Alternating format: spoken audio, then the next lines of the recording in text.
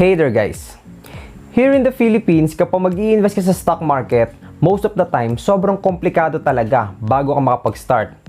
Most of the time, kailangan mo mag-asikaso ng mga papeles o kaya pupunta ka pa sa bangko para makapag-open ka lang ng account mo. Unlike sa USA na pwede ka lang mag-open ng cellphone mo and mag-verify ka lang, tapos makakapag-start ka na mag-invest sa stock market. At maliban pa sa mga yon, mostly kailangan mo din talaga ng malaki-laking pera para makapag-start dito. Dahil unang-una yung mga fees. Mostly yung mga fees na gagastusin mo ay sobrang laki din talaga. Lalong-lalo na kung regularly ka magbabuy and magsisell ng stocks. While kung katulad din kita na pinaproblema mo din to dati, while matatapos ng paghihirap natin dahil meron ng bagong broker ngayon na pwede mong gamitin here in the Philippines. At dito sa broker na to, pwede ka makapag-invest sa mga US stocks. At ang kinaganda pa dito, pwede ka mag-invest commission-free and pwede ka mag-start with just 50 pesos lang. So, mukha nga ba siyang too good to be true? Well, alamin nga natin sa video na to. So, i-review natin at pag-uusapan kung ano nga ba yung GoTrade na app. So, kung handa ka na, tara, simulan na natin.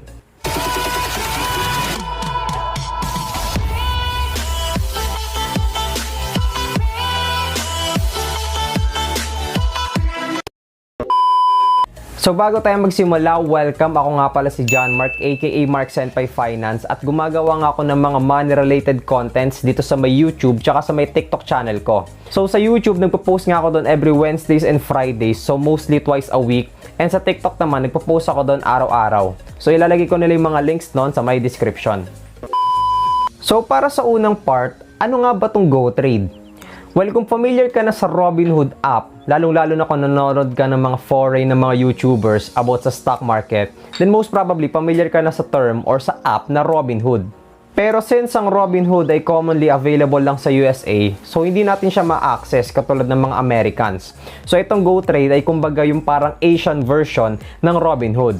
So katulad nga ng Robinhood, ang isang goal nga din netong app na to ay makapag-invest sa stock market ng mga tao, commission-free, and at the same time, hindi ka gagastos ng malaki with fractional shares. At kung di ka familiar ko ng fractional shares, basically, kumbaga, ito lang naman yung maliliit na hati ng shares na pwede mong bilhin sa isang company.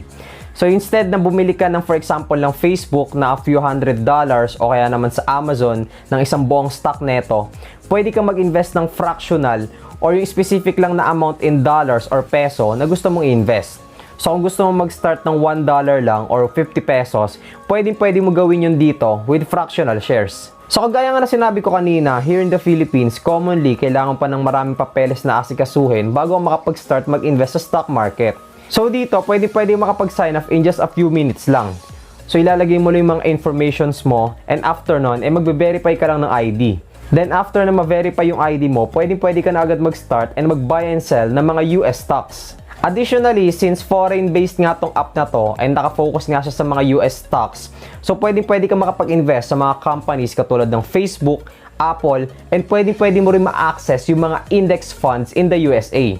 So kung familiar ka sa S&P 500 or yung top 500 companies in the USA na kinompile sa isang fund, so pwede ka makapag-invest dito gamit tong GoTrade. Additionally, unlike sa mga local broker here in the Philippines na commonly yung mga app or yung mga software sobrang komplikado talaga gamitin, dito sobrang user-friendly talaga na interface niya.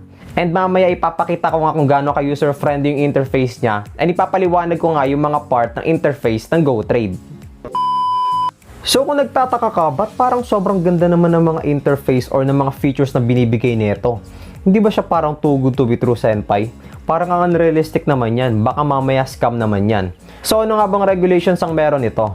So itong GoTrade ay foreign-based na company. So naka-base nga sila sa country na Singapore. And when it comes to regulation naman, itong company na to ay regulated ng LSFA. At additionally, yung mga accounts dito sa GoTrade ay insured ng SPIC up to $500,000. So kung ano man mangyari dito sa GoTrade, pwede mo pa rin makuha yung pera sa account mo up to $500,000. At additionally, itong GoTrade ay approved ng Commission of the Like button. Kaya kung ikaw approve ka din sa GoTrade na to, then be sure na i-like mo tong video na to para mas marami pa makapanood ng video na to. So yun nga yung background ng GoTrade. Pero paano ko naman magagamit tong app na to? Ano yung mga kailangan kong gawin? So una, syempre, kailangan mo muna i-download yung app na to sa kung ano mang app store yung meron yung cellphone mo. So kung Google Play Store man siya or App Store, so i-search mo lang yung GoTrade. Once na-download mo na yung GoTrade, so syempre magsa-sign up ka na and i-fill up mo na yung mga details mo. Isang mahalagang bagay na rin na kailangan mong malaman, invitation-based pa ang company na to currently. So since medyo bago pa lang sila, so ang mga makakagamit pa lang ng app na to ay yung mga merong invitation token. And currently, meron nga din ako invitation token. So ilalagay ko na lang yun dito sa screen or sa may description sa may baba.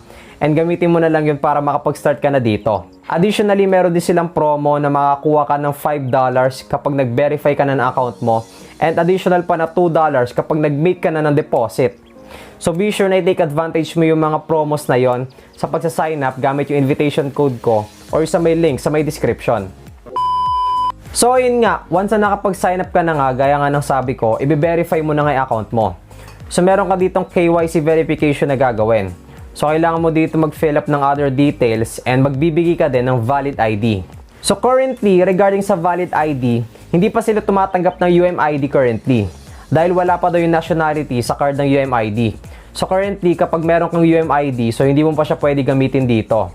So kung meron kang iba pang valid na ID na pwede gamitin, so yun muna yung dapat mo gamitin ngayon. Tapos once na-verify ka na, tapos mo na lahat ng kailangan doon, so pwede ka na mag-deposit sa account mo. So currently, meron silang 3 cash in option na pwede mong gamitin para sa instant deposit, which means hindi mo na kailangang maghintay ng matagal para sa international wire transfer. Dahil alam naman natin na kapag international transfer talaga, usually ilang araw siya or matagal-tagal din talaga bago dumating. So meron sila ditong 3 options para makapag-deposit ka ng pera mo instantly. So currently, meron sila ditong Union Bank, BPI, at most importantly, yung GCash. So para sa susunod naman, punta naman tayo sa may app interface. So gaya nga ng sabi ko kanina, sobrang user-friendly niya talaga. So ipapakita ko sa inyo dito kung ano itsura ng app. And additionally, ituturo ko din sa inyo yung mga dapat yung malaman sa may interface ng app na to. So para sa unang part sa may main screen, makikita mo yung value ng pera mo sa pinakataas dito. Since nakabase nga siya sa mga US stocks, so nakabase siya sa US dollars. So makikita mo yung amount ng pera mo converted to US dollars. Additionally, makikita mo din yung mga US markets dito sa may middle side. So makikita mo dito yung current market movements, for example, ng Dow or ng S&P 500 o kaya naman ng Nasdaq. Additionally, meron din dito mga wishlist. So additional yun ng mga features na meron dito sa GoTrade. Para sa next part naman or yung sa may portfolio, so yung pangalawang slide sa may baba ng app na to. So dito sa taas, makikita mo yung chart or yung movement ng portfolio mo. So dito sa may section na to, nakakompile yung mga detail or yung mga movements na nangyari sa mga stocks na pinag-i-investan mo. So sa pinaka-top, makikita mo nga din yung chart kung ano na yung naging movement ng portfolio mo. So pwede mo yun i-arrange from weeks, months, 3 months, 1 year, and sa overall performance ng portfolio mo in total. Additionally, sa may middle part, makikita mo dun yung My Account section. So makikita mo dun kung magkano cash yung meron ka. Tapos additionally yung equity or kung magkano yung value ng mga stocks na in-own mo. Additionally, meron din ng pending buys. So doon mo makikita kung ano yung mga pending na order na hindi pa na-execute. And para sa last part naman is yung total return. So ito yung overall na percentage na kinita mo and kung magkano yung dollar amount na kinita mo in overall. At para sa last part ng portfolio, doon sa pinaka-bottom part, so doon yung sa may possession. So doon mo makikita lahat ng stocks or ng ETF na binili mo. So makikita mo yung details nun sa pinakababa na part. So para sa pangatlong part naman or yung magnifying glass na logo sa may below. So dito naman yung search bar. So sa pinakataas na part meron na ditong search bar. So dito mo nga isa-search kung ano yung mga stocks or mga ETF na gusto mong pag-investan. So for example, mag-search ka ng Apple o kaya naman S&P 500. So pwede mo i-search yun dito.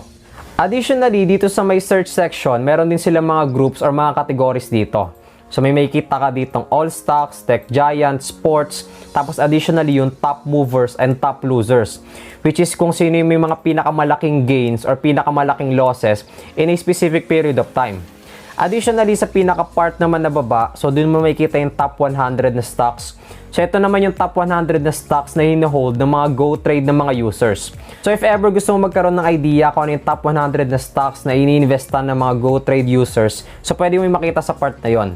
And additionally, meron pa mga ibang categories below that. So para sa pinaka-apat na part, so andito na nga yung mismong interface para makapag-deposit and mag-withdraw ka. So dito sa category na to, meron kang 5 pwedeng i-click dito. So para sa unang part is yung instant deposit. So kagaya nga ng sabi ko kanina, ito yung way nila para makapag-deposit ka instantly sa app na hindi mo na kailangan maghintay na matagal pa. So dito meron silang limit sa isang araw na pwede mong i-deposit ng mabilisan. So pwede mo i-take advantage to kung gusto mo talaga mag-invest agad for a specific stock nang hindi ka na maghihintay na matagal for international wire transfer. Para sa pangalawa naman is deposit sa GoTrade. So basically ito lang yung medyo mas mabagal na part ng pagde-deposit dito. Para sa pangatlo naman is yung withdraw from GoTrade. So basically dito ka na mag-withdraw. So i-connect mo lang dito yung bank account mo na paglalagyan ng funds na i-withdraw mo. And para sa pangapat, yung funding activity. So basically, kung ano yung mga nangyaring activities, yung mga deposits and withdraw sa may fund mo. Para sa panglima is yung funding information and help. So basically, pwede mo rin dito tingnan yung other details kung meron ako na-miss or may mga gusto kang matutunan about sa funding activities dito sa may GoTrade. So para sa pinaka-last part naman, punta naman tayo sa overall thoughts ko about sa GoTrade. So ano nga ba yung mga masasabi ko dito? So currently, medyo mahal pa yung withdrawal na pwede mo gawin dito. So mostly, kapag mag-i-invest ka dito, mas maganda talaga kung mag-i-invest ka long term and hindi ka magde-deposit and mag-withdraw ng mabilisan lang para at least hindi ka matamaan ng fees na to. Pero kung balak mo naman gamitin itong GoTrade for long term, don't worry dahil inasikaso na nila to na mapababa tong fees at mas mura na siya for everyone. So para sa sunod naman na part, sobrang dali na talaga mag-invest sa mga US stocks. Actually, personally, sobrang tagal ko na talaga hinihintay magkaroon ng gantong app here in the Philippines. Kasi dating-dati ko po gusto mag-invest for example sa Apple, sa index funds ng other countries like for example S&P 500. Isa na ding reason kasi nanonood nga ako ng channel ni Stefan Graham and marami pang ibang mga foreign YouTubers. So mostly, medyo influenced din talaga ako sa mga foreign stocks katulad nga ng S&P 500. So for me, na magkaroon ng gantong app na accessible here in the Philippines, so sobrang game changer niya talaga. And most probably, sobrang magkakaroon talaga ng malaking effect sa stock market investing here in the Philippines. At most importantly, ang isang pinakamalaking part talaga ng changes dito is yung mga paperworks and fees. So mostly talaga kapag mag-i-invest ka locally here in the Philippines, isa rin yun talaga sa mga struggles mo. So isang reason nga rin kaya nagkaroon ng 8K rule here in the Philippines para ma-take advantage mo yung fees at hindi ka gumastos ng sobra. So dito sa may GoTrade, hindi mo na kailangang problemahin yon. So sobrang malaking bagay din talaga siya. At para sa last part nga, sobrang ganda nga talaga nito para sa mga Filipinos dahil ngayon pwede na talaga silang magkaroon ng access sa mga US stocks o kaya naman sa mga index fund in the USA. So sobrang malaking bagay talaga siya dahil pwede na mag-invest almost anyone. So as long as meron ka lang ng mga cash and deposit option nila, so pwede ka na makapag-invest sa stock market. At para sa last part, kung nagustuhan mo nga talagang GoTrade, so pwede ka mag-sign up. Ilalagay ko na yung link sa may description or pwede mo na lang siya i-search sa browser mo.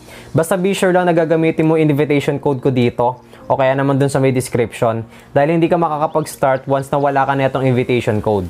And additionally, kung nagustuhan mo tong video na to, then please consider subscribing and hitting the notification bell. Lalong-lalo na kung gusto mo ng mga money-related contents here sa my YouTube. So thank you for watching.